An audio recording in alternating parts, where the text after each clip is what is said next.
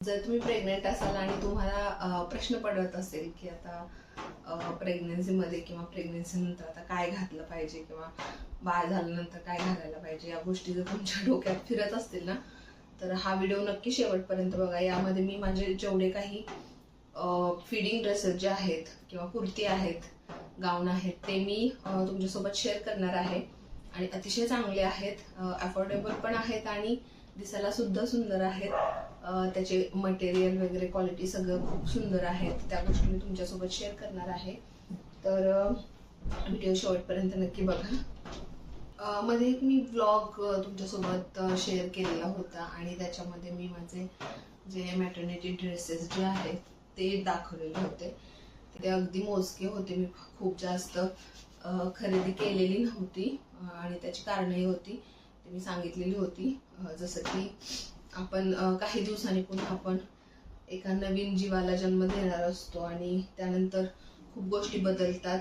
सगळ्यात महत्त्वाचं म्हणजे लहान बाळ जन्माला आल्यानंतर त्याला फीडिंग करावं लागतं, सतत करावं लागतं. त्यावेळेला ते ड्रेस काही उपयोगाचे नसतात आपल्यासाठी. तर आपल्याला फीडिंग ड्रेसेस म्हणा, कुर्ती असेल, गाऊन असेल, अशा पद्धतीचे ड्रेसेस वापरावे लागतात. तर मी त्याच्यामध्ये जास्त पैसे घालवले नव्हते आणि मग त्यानंतर मी माझे फीडिंग ड्रेसेस ऑर्डर केलेले होते. तर त्यावेळेला 2-3 आलेले आणि काही जे होते ते आलेले नव्हते. तर या ब्लॉगमध्ये मी तुमच्यासोबत ते जे माझे सगळे ड्रेसेस जे एकदम आलेले आहेत आता ते सगळे घेऊन बसले. खूप जास्त पसारा झालेला आहे आता इथे, पण ठीक आहे, तुमच्यासोबत त्या सगळ्या गोष्टी म्हणजे जे काही ड्रेसेस मी खरेदी केले ते शेअर करते. तर हा आहे सर्वात पहिला ड्रेस. आता मी हा एकदम असा ब्राईट पिंक घेतलेला आहे आणि जेवढे काही फिडिंग ड्रेसेस आहेत तर सगळ्याला इथे जी आहे ती झिप आहे. अतिशय कम्फर्टेबल आणि या पद्धतीचे मी ड्रेसेस शर्विलच्या वेळेला म्हणजे पहिल्या माझ्या प्रेग्नन्सीच्या वेळेला त्यावेळेला सुद्धा खरेदी केलेले होते. फक्त एवढंच आहे की त्या प्रेग्नन्सीमध्ये मी जास्त असे फॅन्सी किंवा असे छान ड्रेसेस बाहेर जाण्यासाठी असा मी विचार केला नव्हता. जे काही असेल ते घरी आपल्याला वापरायचे आहेत आणि बाहेर जाताना हार्डली 1-2 मी खरेदी केलेले होते. तर यावेळेला आणि सर्वात महत्त्वाचं त्यावेळेला जे मी खरेदी केलेले ते मोस्टली 3/4 होते. खूप कंटाळलेले होते की म्हणजे हे काय वेगळंच नाहीये, सगळं सेम वाटत होतं. तर यावेळेला मी जे काही ड्रेसेस घेतले त्याचे 3/4 खूप कमी घेतलेले आहेत. हा जो मी घातलेला आहे हा सुद्धा फिडिंग ड्रेसेस आहे. हा मी 3/4 घेतलेला आहे. बाकी जेवढे आहेत ते थोडे वेगळे आहेत. आता तुम्ही एक बघाल तेव्हा तुमच्या लक्षात येईल. आणि कलर सुद्धा मी शक्यतो थोडेसे वेगळे ट्राय केलेले आहेत, सेम वाटायला नको. मटेरियल सुद्धा वेगळं थोडंसं ट्राय केलेलं आहे. तर चला आता हा पहिला मी हाच दाखवते तुम्हाला. तर हा मी जो घातलेला आहे तो एक ड्रेस आहे. अतिशय कम्फर्टेबल आहे आणि इथे ना त्याला पाठीमागे नॉट पण आहे, त्याच्यामुळे व्यवस्थित फिटिंगला बसलेला आहे. आणि पोट आता इथं आहे माझं, कारण आता 9वा महिना जो आहे तो अर्धा झालेला आहे. त्याच्यामुळे पण मी घेतानाच खूप असं पोटाचा घेर बघूनच खरेदी केलेले होते, जेणेकरून पोटामध्ये व्यवस्थित बसले पाहिजेत. आणि हे मी पुन्हा काही दिवसांनी घरीच वापरणार आहे. ठराविक ड्रेसेस तर मी कंपल्सरी घरीच वापरणार आहे.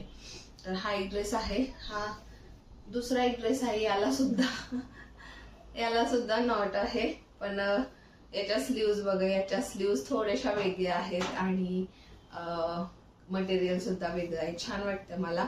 आणि असा ब्राईट पिंक कलर आहे आणि याचं मटेरियल खूप छान आहे. पण याला पॉकेट नाहीये. माझे काही ड्रेसेस आहेत त्याला पॉकेट आहे, ते सुद्धा मी तुम्हाला दाखवते. सगळे जे ड्रेसेस जे आहेत हे सगळे मी ट्राय केलेले आहेत, घालून बघितले. मला कसं वाटतंय, कम्फर्टेबल वाटत असेल तर मग मी ते घातलेले आहेत. आता काही जे आहेत ते तर मी हे सगळे आत्ताचे नाही आहेत, काही जे आहेत ते खूप लेट आलेत. जसं की हे गाऊन वगैरे लेट आलेले होते आणि जे खूप आधी आलेले होते खरेदी करून म्हणजे लवकर, तर ते ड्रेस मी मागच्या 2-3 आठवड्यापूर्वी असे बाहेर वगैरे जाताना सुद्धा घातलेले आहेत. आता हा एक ड्रेस आहे तो मला अतिशय आवडला म्हणून मी खरेदी केलेला आहे. हा थोडासा असा मॉडर्न टाइप आहे, थोडासा फॅन्सी वाटतो.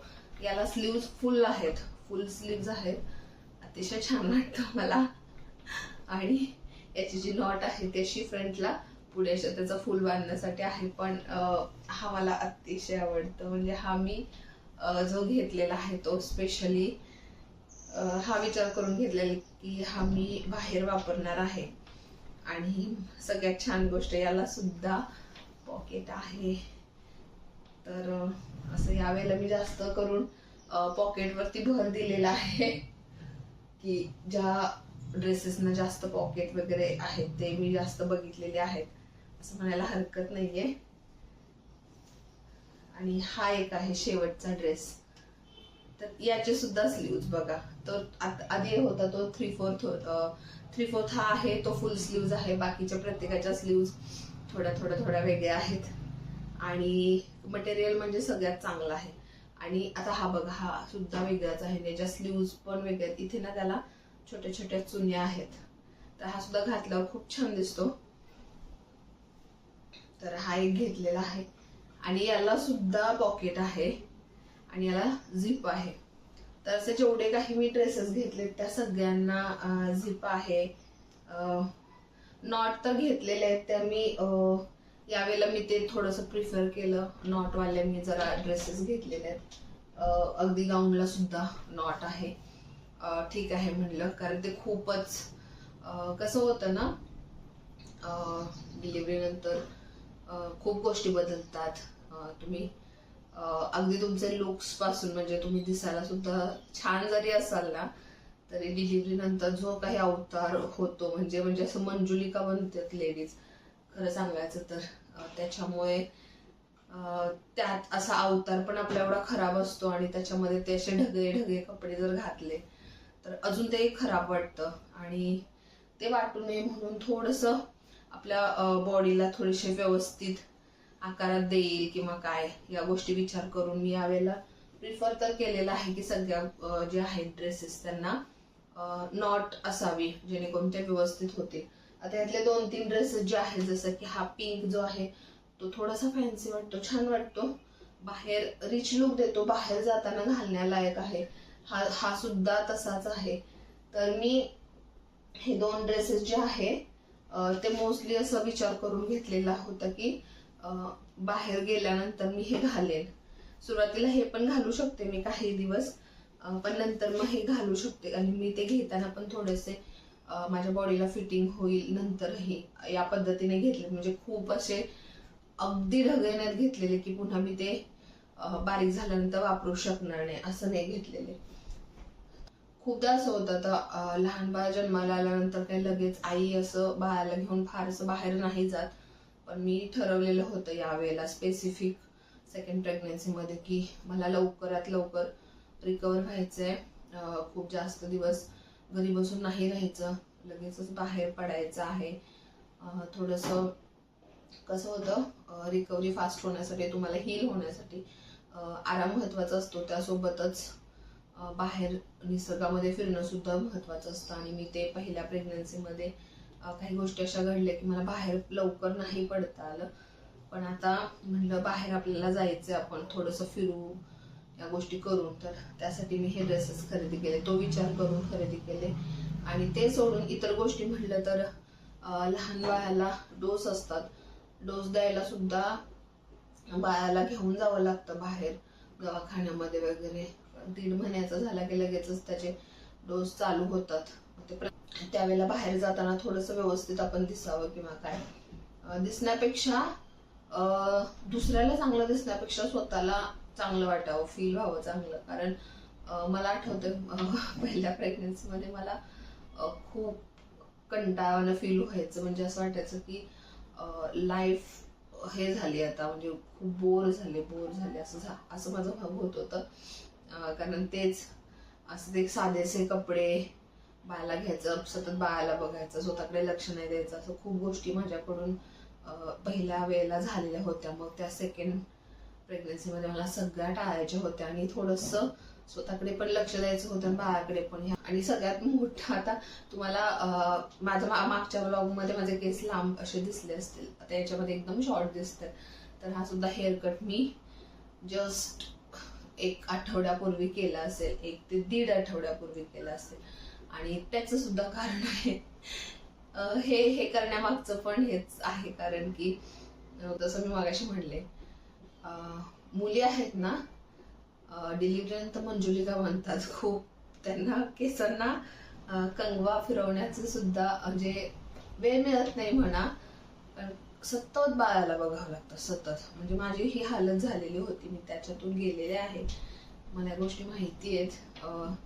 आणि ह्या गोष्टी मला सगळ्या टाळायच्या होत्या. स्वतःची देखभाल करता येत नाही ना, केसांची देखभाल करता येते, काहीच व्यवस्थित होत नाही. तर या कारणाने मी आधीच ठरवलेलं होतं की आता या वेळेला मी केस भरपूर कट करणार आहे. भरपूर म्हणजे माझे केस बघ खूप अतिशय कमी आहेत, म्हणजे अगदी इथे सुद्धा टेकतात, पण आता हे थोडेसे माझे बेबी आहेत ना, तर असे वरती आलेत. पण असे मी खूप खूप छोटे केलेले आहेत केस, कारण मला जास्त वेळ बाळाकडे लक्ष देता यावं आणि याच्यामध्ये वेळ पण जाणार नाही, म्हणजे वेळ मिळतच नाही, बघायलाच भेटत नाही केसाकडे. हे घातल्यानंतर कसे दिसतात, तर आता मी हा जो मोठा व्हिडिओ आहे याच्यामध्ये मी सगळे ड्रेसेस मी ट्राय करून तुम्हाला नाही दाखवत. याचे मी एक शॉर्ट बनवेन आणि त्या शॉर्ट मध्ये तुम्हाला सगळे ड्रेसेस कसे दिसतात ते सुद्धा दाखवेन. तर ती बघा, म्हणजे तुम्हाला लक्षात येईल की त्याचा ओव्हरऑल लुक कसा आहे. बाकी कम्फर्टला म्हणा किंवा कुठल्या गोष्टीत, तर सगळे ड्रेसेस छान आहेत. तर जेव्हा तुम्ही असे जे ड्रेसेस खरेदी करता, कोणतेही असतील, एका शॉपिंग ऍप वरती खरेदी करण्यापेक्षा वेगवेगळ्या ठिकाणी ट्राय करा. खूपदा असं होतं की सेम ड्रेस असतात, सेम क्वालिटी असते, सगळं सेम असतं, फक्त त्यांचं जी किमती असतात त्या कमी जास्त होत असतात आणि त्या तुम्हाला चेक करायला सोपं जातं. म्हणजे जर एखादी गोष्ट जर तुम्हाला 500 रुपयात मिळत असेल आणि जर दुसरीकडे तीच जराशी अजून कमी भेटत असेल किंवा त्याला डिलिव्हरी चार्ज लागत नसतील, अशा गोष्टी होत असतील, तर आपण का नाही म्हणजे का नाही दुसरं हे करायचं असं. त्यामुळे ते खिशाला कात्री लागू नये किंवा काय, हा विचार करून नेहमी खरेदी करा. तर आजचा जो व्लॉग आहे, आता हा मी फक्त मॅटर्निटी ड्रेसेस वरतीच बनवलेला आहे. मॅटर्निटी म्हणण्यापेक्षा फीडिंग ड्रेसेस जे मला आफ्टर डिलिव्हरी मी यूज करणार आहे ते ड्रेसेस तुम्हाला दाखवले. तुम्हाला आता यातले कोणते ड्रेसेस आवडले मला नक्की कमेंट करून सांगा. आणि पुन्हा असे जेव्हा माझं ब्लॉग बघाल तेव्हा मग यातले ड्रेसेस तुम्ही, आता मला इथून पुढे यातले जे ड्रेसेस आहेत ते घातलेले बघालच माझ्या ब्लॉग मध्ये, कारण आता हळूहळू मी त्या म्हणजे हळूहळू जी वेळ आहे ते डिलिव्हरीची जवळ येते, त्याच्यामुळे त्याच्यानंतर हेच घालायचे आहेत कपडे आणि त्याच्यावरतीच माझे ब्लॉग येणार आहेत. सो आणि आत्ताच मला खूप जास्त थकायला होतं, खूप कामं होत नाही, दमल्यासारखं होतंय आणि त्यामध्ये असे ब्लॉग बनवणं बराच वेळ तास 2-2 तास असं एकसारखं बसणं शूट करणं खूप खूप कठीण जातंय. पण मी करते, म्हणजे आवड आहे म्हणून करते आणि त्यामुळे त्याला जर तुम्ही थोडंसं अप्रिशिएट केलं तर मला सुद्धा खूप आनंद होणार आहे. आजचा ब्लॉग कसा वाटला हे मला कमेंट करून सांगायला अजिबात विसरू नका. आणि व्हिडिओ आवडला असेल तर त्याला लाईक आणि शेअर करा. आणि हो, नवीन असाल तर चॅनलला सबस्क्राईब सुद्धा करा. चला तर पुन्हा अशा छानशा एका ब्लॉग मध्ये आपण पुन्हा भेटू. Bye bye.